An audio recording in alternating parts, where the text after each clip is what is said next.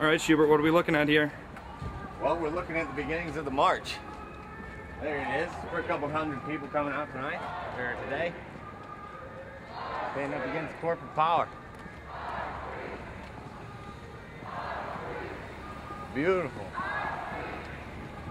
We're gonna jump on the tail end here. Yeah, we are. We got Des Moines escorts. What are we walking down the street too? That's awesome, dude. I am an economics major at Iowa State University. I should graduate in May, and I'm currently unemployed because I'm at school.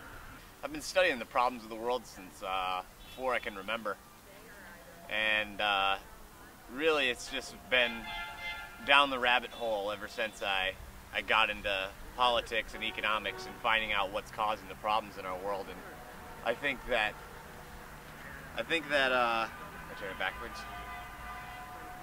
Things have been the world's really been led astray by the powers that be. The corporations in our governments have really failed the people in protecting the people and securing human rights for human beings across the globe.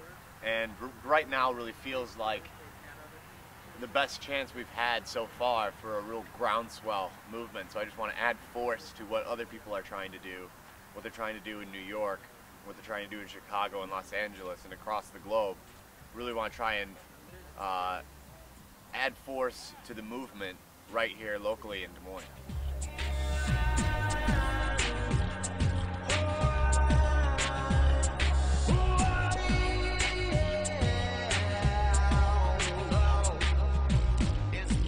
To love someone and not treat them in the way that you want. It's possible to see your eyes be the devil in disguise with another front end. It's possible to change this world, revolutionize the boys and girls. It's possible to educate the next generation, never rule the world someday now. What's your name? Nathan Meyer. What are you doing here, Nathan Meyer? I'm protesting. I'm a retired teacher of 33 years. Thank you.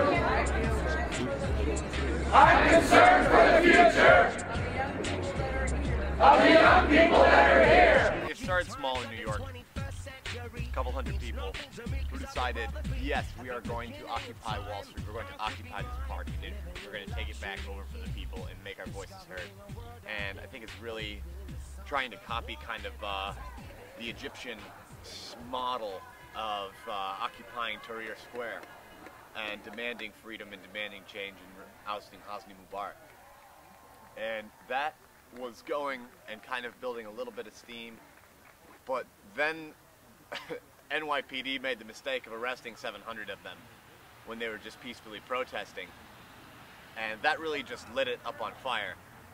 And it was at that moment where things really started to spread across the globe, across the country, and things have popped up all over.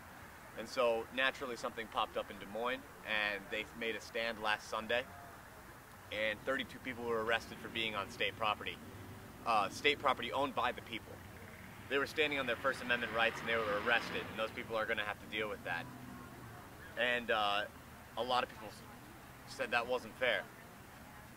And so there was a lot of hoopla about a permit and making sure we were kosher to be there, but we've steadily gained steam over this last week, made some decisions as a General Assembly, and decided that we need to start moving out into the Des Moines community, taking the fight to the banks, to the financial sector.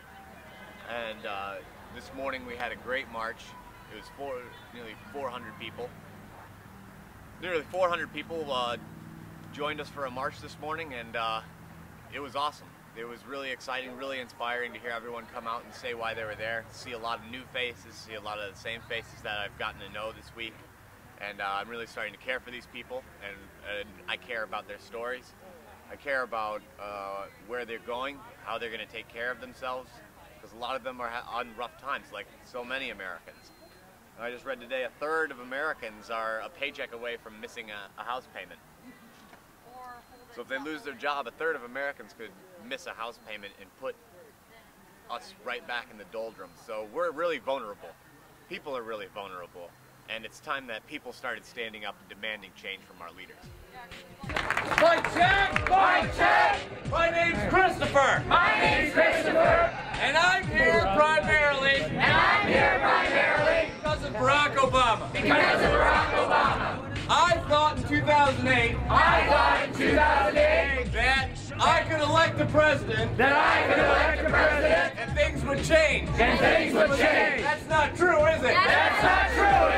I watched as he capitulated. Get educated, get active, arm yourself with knowledge, arm yourself with the truth, because the truth is out there. It's hiding in plain sight.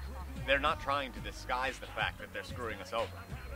They're just, the big corporations, especially the banking system, is screwing us over. It's screwing this country over.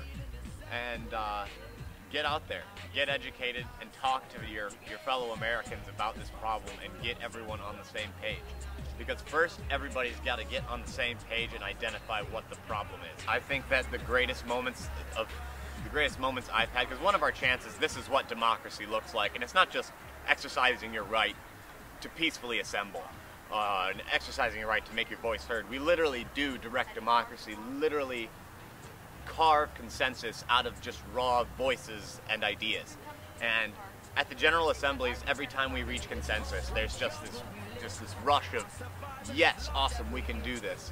We have the power, we're people power, and we can make decisions for ourselves. We're the ones who give force to the system, and we're the ones who can change it. So each time we have consensus on an issue at General Assembly, that's when I really feel the power of the movement. Nice.